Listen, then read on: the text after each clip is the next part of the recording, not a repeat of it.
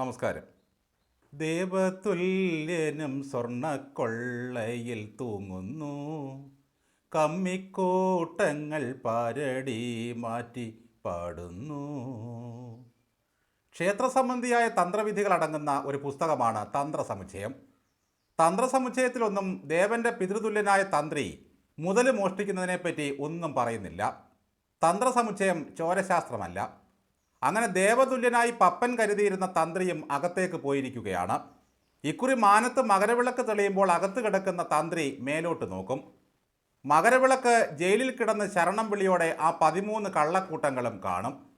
ഇവിടെ നമ്മൾ കാണേണ്ട ഒന്നുണ്ട്. എത്ര സൗമ്യതയോടെയും ശരണം വിളിച്ചുമാണ് തന്ത്രി അകത്തേക്ക് പോയത്.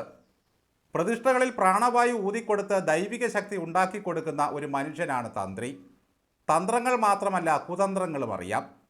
ഒരർത്ഥത്തിൽ താഴമൺ മഠം മനുഷ്യരെ കൊണ്ട് പറയിപ്പിക്കാൻ തുടങ്ങിയിട്ട് കാലം കുറയായി. നിത്യവ്യവഹാരമാണ് കുടുംബത്തിൻ്റെ പ്രധാന പരിപാടി. അമ്മ മകനെതിരെ 40 ലക്ഷത്തിന് കേസ് കൊടുത്തതിൻ്റെ ഒരു കഥ വായിച്ചു. ഒരുത്തൻ വ്യഭിചാരത്തിന് പിടിയിലായി. മറ്റൊരാൾ സ്വർണ്ണക്കൊള്ളയ്ക്ക് അകത്തു പോകുന്നു. ബ്രഹ്മചാരിയായ അയ്യപ്പനെ സേവിക്കാൻ കൂടിയ ഒരു തന്ത്രി വ്യഭിചാരിയാണെന്നറിഞ്ഞപ്പോൾ കേരളം ഞെട്ടിയ സമയമുണ്ട്. അന്ന് പുറത്തുപോയ ജ്യേഷ്ഠൻ തന്ത്രി ശബരിമലയിൽ തിരിച്ചു കയറാൻ അന്നത്തെ പ്രസിഡന്റായിരുന്ന ഗുപ്തന് 1 കോടി രൂപ വാഗ്ദാനം ചെയ്തതും വാർത്തയായിരുന്നു. 1 കോടി മുടക്കിയാൽ 100 കോടി തിരിച്ചു പിടിക്കാമെന്ന് ഇവർക്കൊക്കെ അറിയാം. പോറ്റിമാർക്കും തിരുമേനിമാർക്കും 5ഓ 10ഓ കൊടുത്ത് പൂവും പ്രസാദവും പുണ്യതീർത്ഥവും വാങ്ങി സേവിക്കുന്ന ചെറിയ ചെറിയ പരിപാടികളെ നമുക്കൊക്കെ അറിയും. എന്നാൽ ഇത് കാശിൻ്റെ ഒരു കളിയാണ്. കാൽത്തുട്ടിൻ്റെ പ്രയോജനമില്ലാത്ത ഭക്തരെ ശാന്തിക്കാർക്കും വേണ്ട.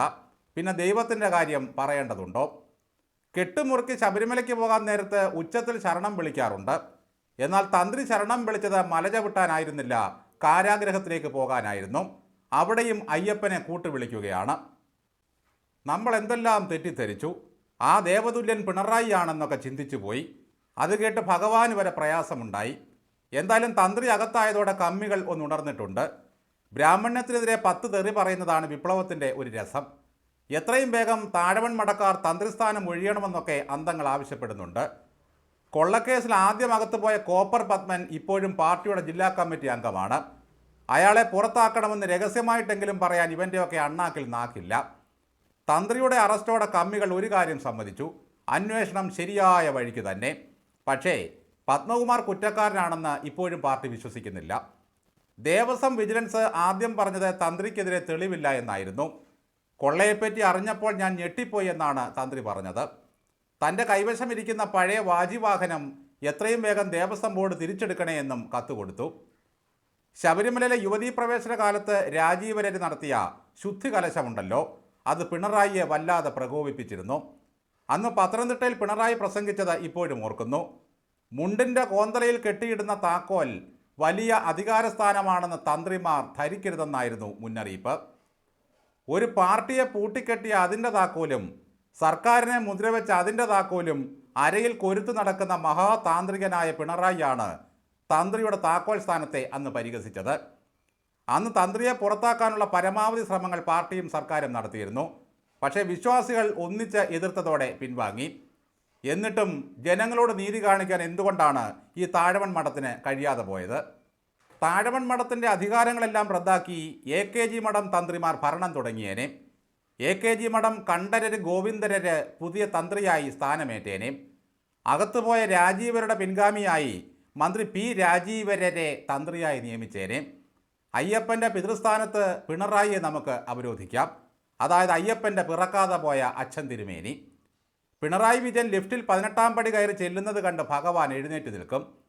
ക്ഷേത്രത്തിലെ മൂലവിഗ്രഹം സംബന്ധിച്ച് എല്ലാ കാര്യങ്ങൾക്കും തന്ത്രിയുടേതാണ് അവസാന വാക്ക്.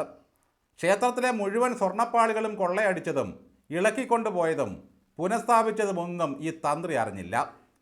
ഒന്നുകിൽ തന്ത്രി തൻ്റെ നിലനിൽപ്പോർത്ത് എല്ലാത്തിനും കൂട്ടുനിന്നു. ദേവസ്വം കള്ളന്മാർക്കൊപ്പം തന്ത്രി കൂടി ചേർന്നതോടെ എല്ലാം വെടിപ്പായി.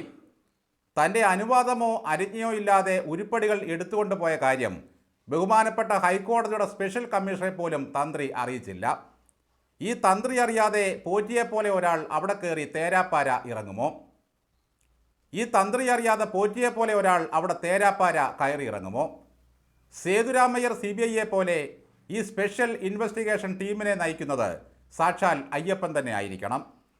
ബ്രഹ്മചാരിയായ അയ്യപ്പനെ സേവിക്കുന്ന തന്ത്രിയും ബ്രഹ്മചാരി ആയിരിക്കണമെന്നും അയാൾ വ്യഭിചാരത്തിന് പിടിക്കപ്പെട്ടാൽ ആ പദവിക്ക് അർഹനാണോ എന്നും പിണറായി ഒരിക്കൽ ചോദിച്ചിരുന്നു.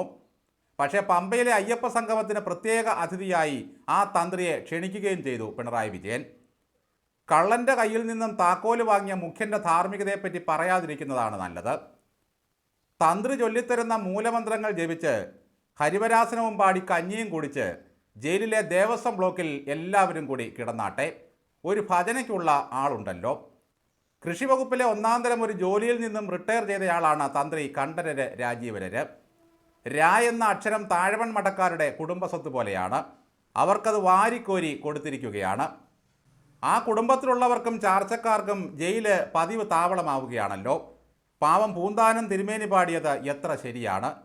ബ്രാഹ്മണ്യം കൊണ്ട് കുന്തിച്ചു കുന്തിച്ച് ബ്രഹ്മാവും എനിക്കൊക്ക എന്നു ചിലർ, സ്വർണങ്ങൾ നവരത്നങ്ങളെ കൊണ്ടും എണ്ണം കൂടാതെ വിൽക്കുന്നിതു ചിലർ. തന്ത്രിയും അകത്തായ സ്ഥിതിക്ക് പുളകംകൊള്ളി സുരേന്ദ്രൻ്റെ ഊഴം എപ്പോഴാണെന്ന് ഇനി അറിയേണ്ടതുള്ളൂ. തന്ത്രിക്ക് മുകളിലേക്ക് അന്വേഷണം പോകേണ്ടതില്ല എന്ന് സർക്കാരിലെ ദേവതുല്യനായ ആരെങ്കിലും തീരുമാനിക്കുമോ ആവോ. എല്ലാം കഴിഞ്ഞിട്ട് വേണം നമുക്ക് സോണിയാഗാന്ധിയെ പിടിച്ചുകൊണ്ടുവരാൻ.